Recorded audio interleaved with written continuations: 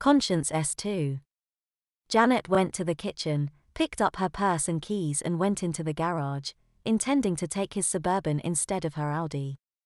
He'll come home and curl up in bed with his bottle, he won't need it, she reassured herself. And baby, am I going to need a lot of room on this shopping trip, she chuckled to herself as she drove away. Timothy walked, or rather staggered, in at about noon, poured himself a drink then took it and himself to bed. He got into bed, not noticing that Janet had taken his Suburban, and fell into an ethanol-anesthetized slumber that normally lasted 10 hours.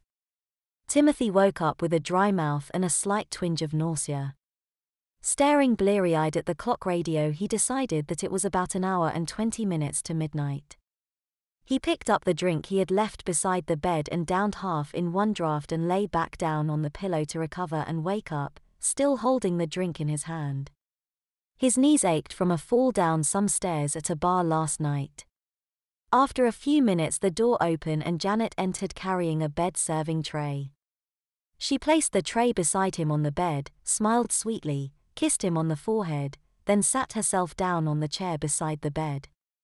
I think you'll feel better if you drink some of my herb tomato juice instead of that, gently taking the drink from his hand and placing it on the bedside table. I made some breakfast for you, bacon, eggs, toast and plum jam, and if you finish the juice right now, I have brandy posset for dessert with lots of brandy, she cooed, picking up the tray and settling it over his legs. Timothy groaned at the prospect of drinking the herbed tomato juice. Her hangover cures always worked, but they made him feel like he had swallowed a fire hose and turned the valve on full, with water gushing from every pore. He looked at the sweetly determined expression on her face and decided that drinking the ghastly concoction took less courage than arguing with her in his condition, so he lifted the glass and drained it in a single breathless gulp. This was the worst cure yet, he thought, she must have changed the recipe. Janet nodded and smiled at him and shook out his napkin for him. Eat, get some more sleep and you'll feel better tomorrow. He began eating the eggs with the taste of the cure in his mouth, praying that the food would cover its bitter tang but having little hope for that particular blessing. When he finished, she handed him a very large brandy snifter with his favorite hangover remedy, a brandy posset, 2 raw eggs, half and half, salt, sugar, and vanilla mixed with a large amount of Mr. Boston 5-star brandy. He began to get very sleepy about 2/3 of the way through the posset. Timothy looked at Janet around the rim of the snifter and realized she was smiling at him. She never smiled at him when he drank. He wanted to ask her what she was so happy about, but his eyelids were drooping and he was having a hard time keeping them open. As he drifted off to sleep, she took the snifter from his hands and he heard her chuckle and say, "Sleep tight, baby."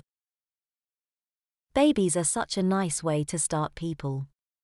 Don Herald.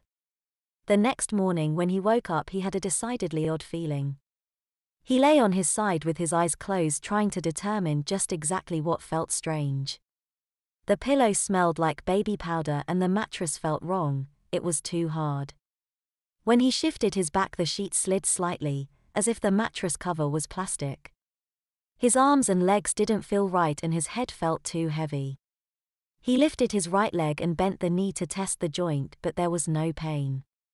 As he put his leg down he felt a thin, crackling, plastic sound around his upper thigh and buttocks. He put his hand down to the area and felt plastic over some padding. He felt around his stomach and buttocks and they were covered too. His pajamas were gone and he was wearing. Timothy's eyes jerked open and he was fully awake. He felt again, he was wearing diapers. He looked away from the pillow and saw a line of vertical brown wooden bars rising up from the edge of the bed. He looked up over the pillow and saw that the line of wooden bars ended with a large oak headboard which had a pastel painting of diapered teddy bears.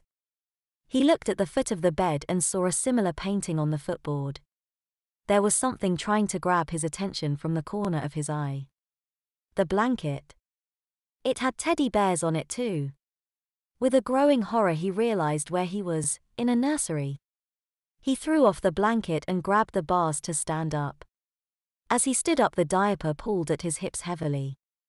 He put one hand tentatively down to the front of his diaper and squeezed the lowest part. It squished slowly in his fingers like a saturated sponge.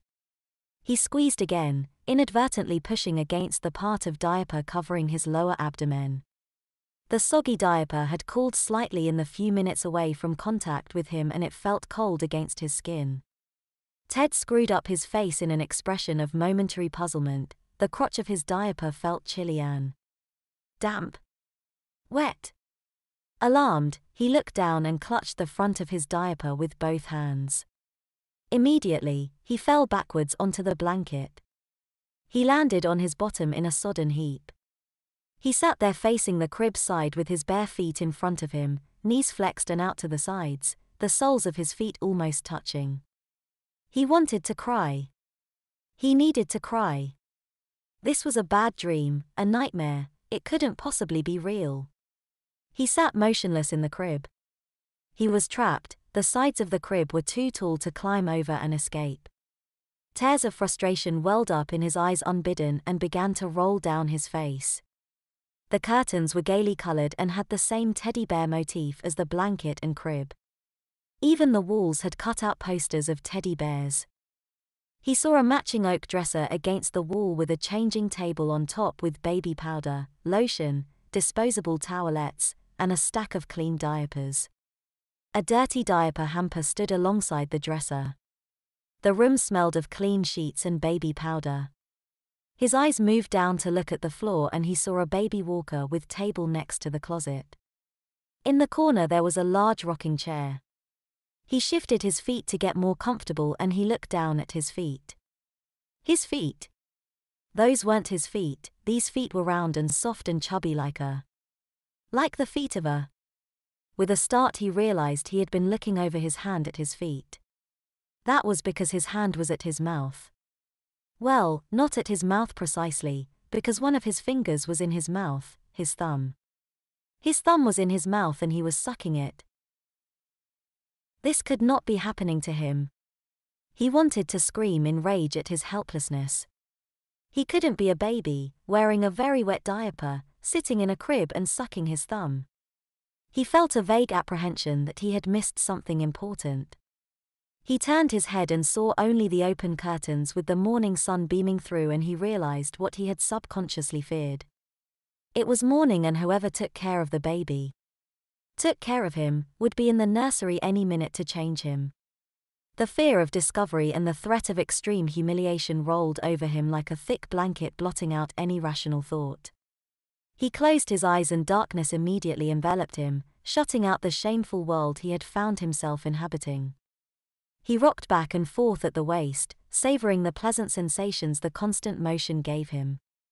The comforting blackness was only marred by the thin wails of a crying baby. The sound seemed far away at first, a barely perceptible intrusion in the background. He struggled to focus his disordered mind on the sound of the baby. As he concentrated, the wail became nearer and clearer to him. They sounded like they were in the same room with him.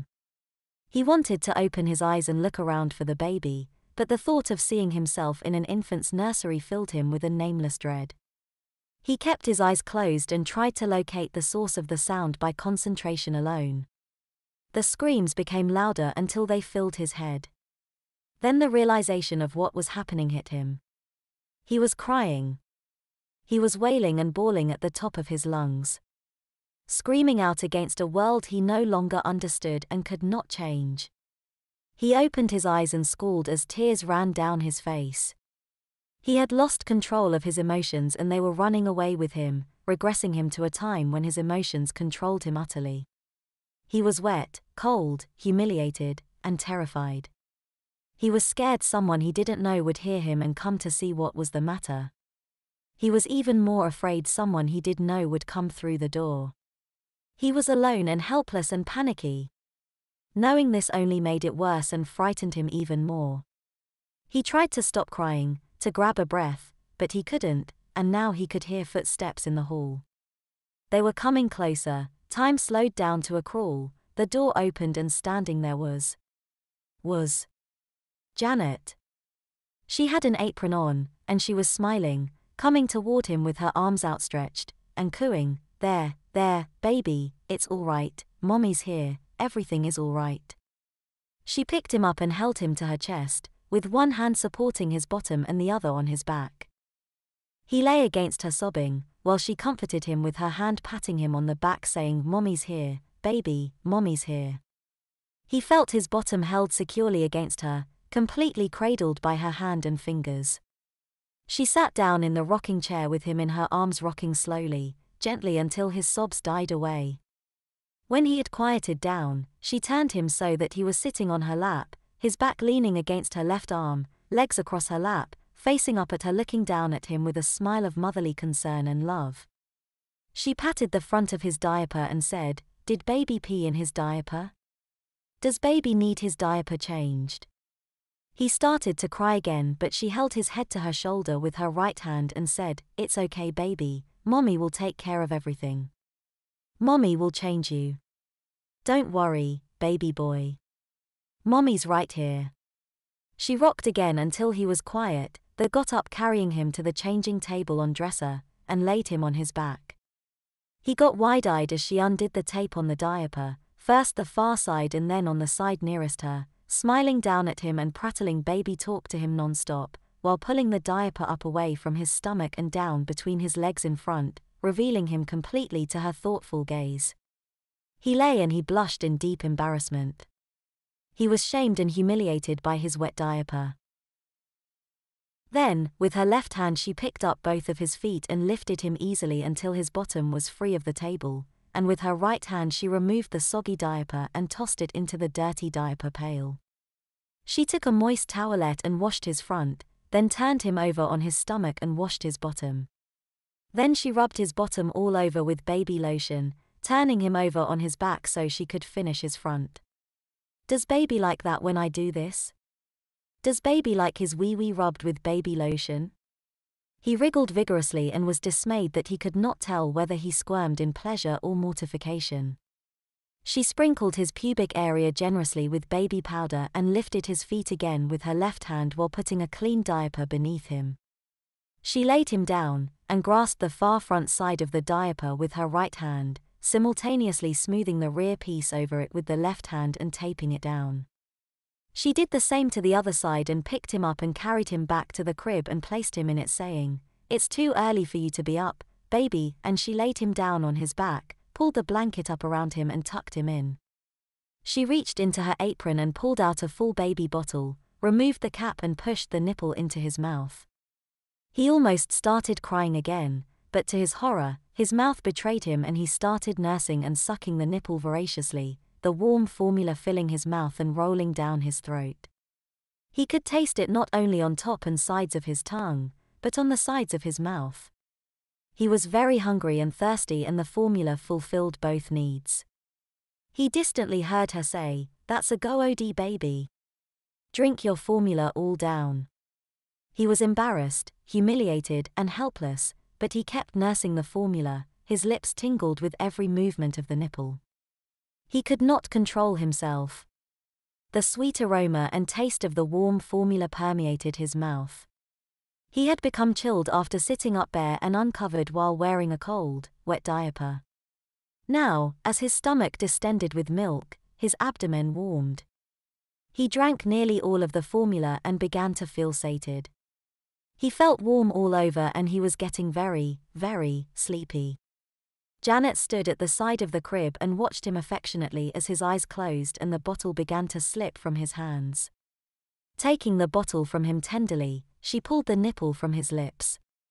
She reached into her apron pocket and retrieved a pacifier and placed its nipple in his mouth as he fell into a deep sleep. With both hands, she carefully lifted him slightly from the crib and turned him on his side, gently and quietly tucking in the blanket around his small slumbering body. Smiling broadly now, she put the cover back on the bottle and returned it to her apron pocket. Sweet dreams, baby, she said as she turned and left the room, closing the door behind her. Sweet dreams.